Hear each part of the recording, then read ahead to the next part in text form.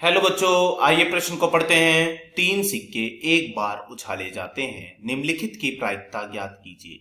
अधिकतम दो चित्त प्रकट होना। सबसे पहले हमें इस प्रश्न की मुख्य अवधारणा को समझना होगा।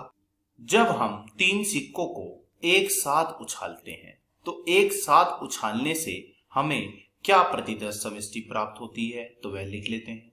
हो सकता है हमें तीनों ही सिक्कों पर पट प्राप्त हो सकता है हमें तीनों सिक्कों पर ही चित प्राप्त हो सकता है पहले दो पे पट तो तीसरे पे चित प्राप्त हो सकता है पहले दो पे चित तो तीसरे पे हमें पट प्राप्त हो सकता है पट चित और पट प्राप्त हो सकता है चित पट चित प्राप्त हो सकता है पट चित चित प्राप्त हो सकता है चित पट पट प्राप्त हो।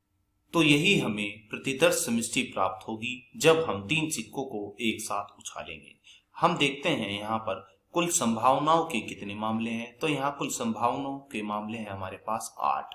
यदि हमें किसी घटना E की प्रायिकता ज्ञात करनी होती है तो हम कैसे ज्ञात करते हैं। तो E की प्रायिकता का सूत्र होता है किसी भी घटना का कि अनुकूल मामलों की संख्या बटे संभावित मामलों की संख्या।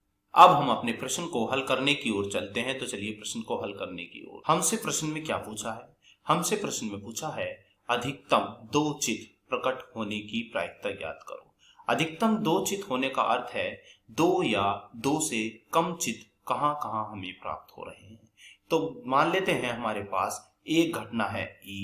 इस E घटना में हमें अधिकतम क्या करना है? अधिकतम दो चित्त प्राप्त करने हैं। तो देखिए ऐसी कौन कौन सी घटनाएं हैं जिनमें हमें अधिकतम दो चित्त प्राप्त हो रहे हैं।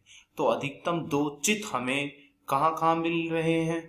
एक तो घटना है हमारी यह वाली HHT वाली। यहाँ पर हमें अधिकतम दो चित्त अर्थात एक चित्त तो यहाँ हमें मिल रहा है।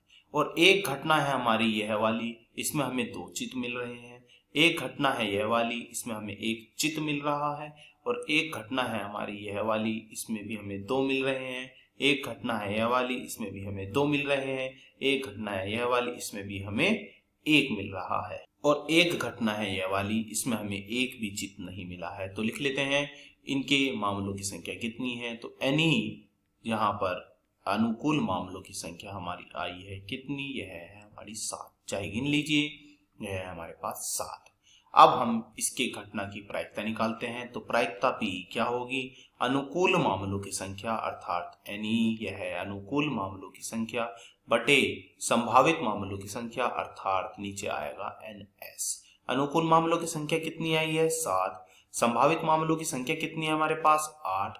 तो यह हुआ हमारे इस प्रश्न का उत्तर। हम कहेंगे कि अधिकतम दो चित्त प्राप्त होने की संभावना है हमारे पास 7/8। आशा करता हूं यह प्रश्न आपको समझ में आया होगा। धन्यवाद।